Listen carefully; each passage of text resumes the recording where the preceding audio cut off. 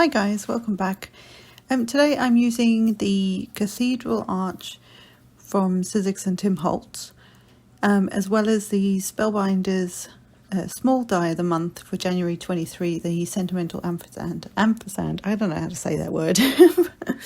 I'm also going to use the second die in for the A2 layers of waffle flower dies, and I've grabbed my sort of backgrounds that I made many moons ago. I've got a few videos and some of these papers, and I just dragged them out and used a combination of 3 of them actually. So the background panel, which I used the waffle flower die to cut out, and then I used one of the backgrounds, which was like a sort of a deep purpley colour with, I think it was the Harlequin, I think that's the name of it, embossing folder that I used, and then used some gold, I think it was a Cosmic Shimmer gilding polish over the top, and so I used that to cut the arch out, and then I used the blue one that you would have seen in the top of the tin. I used that to cut the ampersand out. I also have cut out 2 of the sentiments. There's quite a few in this set. And what I will say is it's so cool because it cuts out the finest, and I mean the finest wording and sentiment. It's just so cool. So what I would suggest is to have a darker background, just so you can see the words come through quite nicely. I think if it was too pale, you might not be able to read them properly. And then for the ampersand, I have the same sort of darker purpley colour. I happen to have some of that on hand.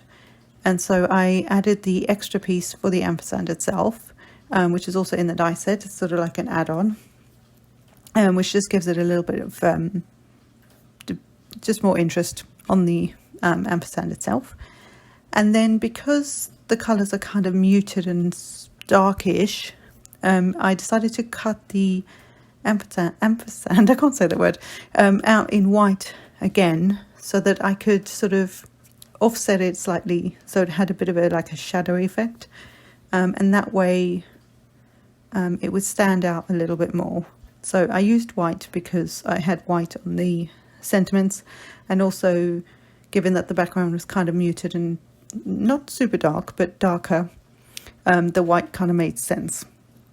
So just offset that slightly just so that it highlights it more.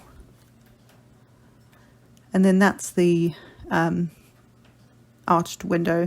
It did get, the embossing on it did get a little bit smushed when I went through to cut it out, but I wasn't worried about that. You can still see the texture, and you can still actually feel some of the raised areas from the embossing folder, so I wasn't worried about it. I still think it looks really cool. So now I'm just going to stick the arch down with some wet adhesive. I have to say I'm in love with this arch window. I don't know why I didn't buy it before. I got it for Christmas from my husband, but I don't know why I didn't get it before because it's so cool. And if you layer this up with lots of layers, you could create almost like a shaker card with that, and that would be so cool, especially around Christmas time. You could use it as kind of like a snowy backdrop, or if you had tiny flowers that you die cut, you could add them in kind of like in a spring sort of scene. It's just so versatile, and you don't have to use it for sort of distressed grungy kind of stuff. You can totally use this for something really soft and pretty as well. So or cute, you could do that too. So anyway, I digress. So I'm using these really thin, I think it's scrapbook adhesives, I think it's that. They're just really thin little adhesive foam blocks, because I wanted to raise it up a bit, but I didn't want it too dimensional. But this just gives it enough dimension, so that it just sits a little bit proud of the background. Could have done that with the arch window as well, but I quite like the way this turned out. So I was happy with that. And also the background, that sort of the reason I chose it is because it kind of reminded me of like old stone walls. I don't know why. I'm not sure why, but that's what came to mind. And I thought, well, with the window, and it just made sense to me. So now that I've done all the, like the sentiment, if you like, for the panel, I die cut all the little flowers and leaves. I cut more of the little, like the separate leaves than this one. There's only one of these big, I don't know what you call it, like spray of leaves, if that makes sense. There's only one of those, and I kind of used the packaging that came with the dies. I'm using that as a guide as to how to lay them out. So that's a really easy way to, you know, so you don't have to think about it really. You can just kind of use that as a guide to where you want to place the flowers and things, or just do whatever you want to do. So I'd put these together, but I just decided that all white flowers on this sort of somewhat grungy but sort of very shimmery background, I thought would look really nice, and I really do like how it turned out. It might be my new favorite thing. I'm not sure.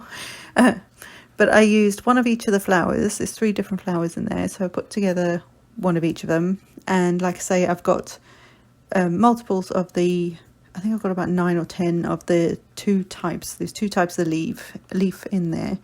And so I just cut like I say, multiples of them. And then I'm just using them to kind of tuck in underneath the flowers. The flowers, I also, the bigger one in the middle, I actually popped that up on a bit of foam. I just thought that made sense. In hindsight, I could have done that with all 3 flowers because of how they overlap. It would have been fine. The foam wouldn't have interfered, and then it probably would have been a little easier to get those leaves underneath. So, but I still really love how this turned out. And also going back to the leaves, especially on this little flower on the right hand side here, I had to actually pull it up a bit to be able to get the leaves underneath. So it's one of those things. Sometimes these things happen as you're crafting. You'll find that you need to manipulate things. As long as you haven't pressed things down too much, you can usually get it to work enough that you get things placed where you want them. Or use foam tape. So that would work too. So I just got those in place.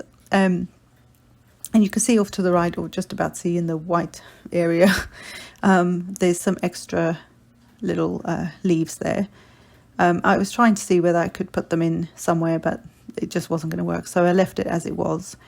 And then I, more so when it had completely dried, I then went back and just lifted some of the leaves so that they kind of curl on the edge. But this is it. Now, I didn't stick it to a card front or anything like that. I may actually put it in my journal, not journal, my art journal. It's been a while, guys. And I may actually just punch the holes in the side and put it in there instead. I really love how this turned out, but you could easily put this onto a card for someone that you love and care about. So I hope this was fun. I hope you enjoyed this, and I will see you in the next one, guys. Bye for now.